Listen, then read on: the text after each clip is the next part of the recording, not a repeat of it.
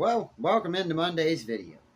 This one is Understanding a Dark Brown Dog, which is a story I read last Wednesday. A Dark Brown Dog was written by Stephen Crane in 1893 and then published in 1901. The story is a very sad, but I feel a necessary story to hear. It is meant to be an allegory about the Jim Crow South during the Reconstruction period. I will admit, on first reading this story, I was just like, why did he write about abusing the crap out of a dog till it eventually killed him? So, obviously I had to look around and found there is a lot more to dig up if it wasn't already obvious to some. Here we go. The protagonist of the story is the stray dog, who on one level is just an abused animal, befriended by a mostly well-intending child. Yet on a symbolic level, he represents a man recently freed from the chains of slavery. He just seemed lost with his newfound freedom. This is obvious by the tripping over his dragging leash, still in the mentality of a man in captivity. Our tale begins with a very young child walking around a small city, by the way it sounds. Well, after much hesitation and subsequent beatings administered to the animal, he eventually befriends the protagonist as he goes home. He did as much as he possibly could do to protect this dog from harm.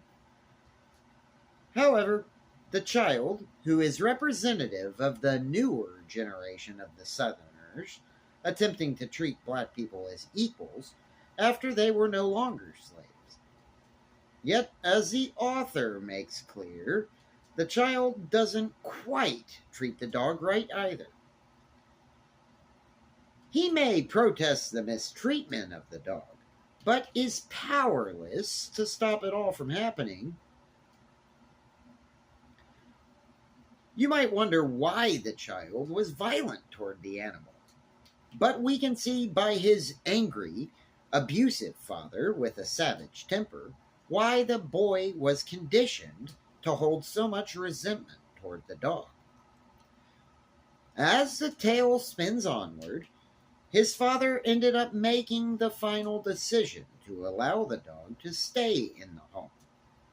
But just to antagonize the protestations from the rest of the family, it seems. But he made a sport of administering hateful abuse that eventually results in submission and the eventual death of the dog, in spite of the child's protests.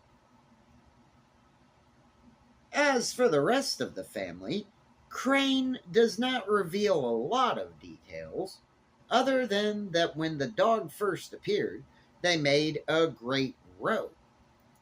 It seems to be that the wife represents the federal laws. There is no protection for the dog besides his best friend. This represents a silent tolerance of the dog's mistreatment by the father.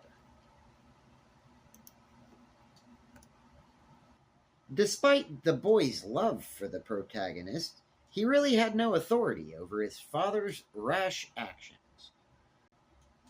The wife is complicitous because she doesn't directly stop the mistreatment of the animal and even participates in the beatings. As far as the neighbors are concerned, their only role in the story is as witnesses to the horror of watching a dog thrown to his death.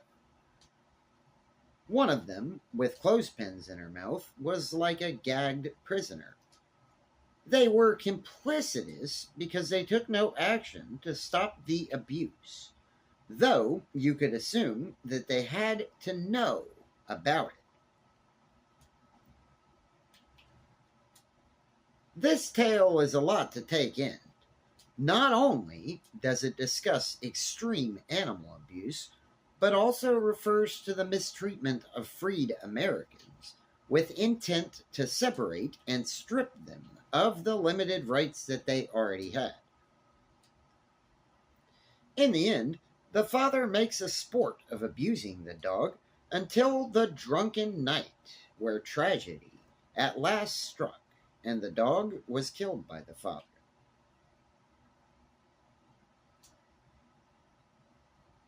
The child in the story is representative of the new generation of white Southerners who have good intentions to attempt protecting African Americans, but are still mostly powerless to stop the mistreatment and segregation.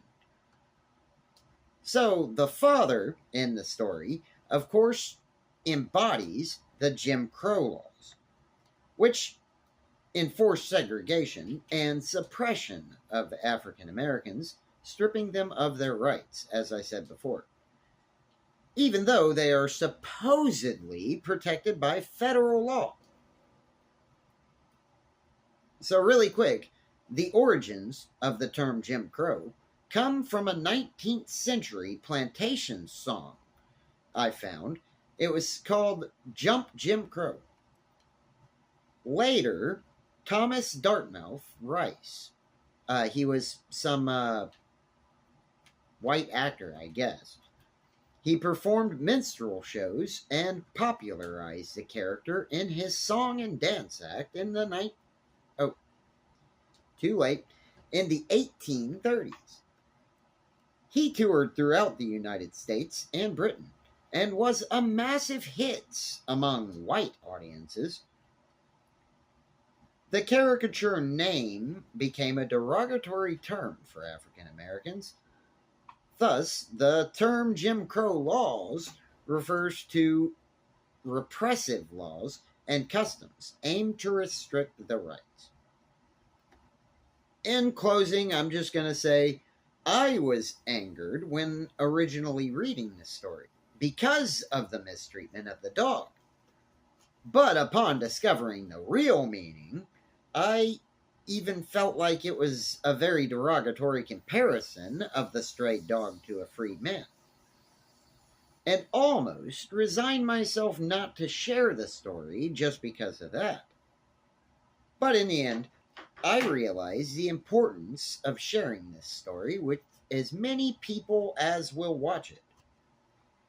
Everyone knows that segregation and mistreatment of blacks was wrong today, but at the time, they were, just like the boy in this story, powerless to stop the problem. This is an unsavory tale at surface level, but offers a very important lesson that was written specifically to pull at your heartstrings and is meant to force you to think about how you choose to treat other people. And animals, for that matter. Anyway, thanks so much for watching the video, and please don't beat your dogs. This is DJX, and I really hope to see everybody next time. I'll put the sources down in the description and everything. I hope I did a decent job on that, and not too close to the original article, but I left the sources. Either way, see you next time. Bye.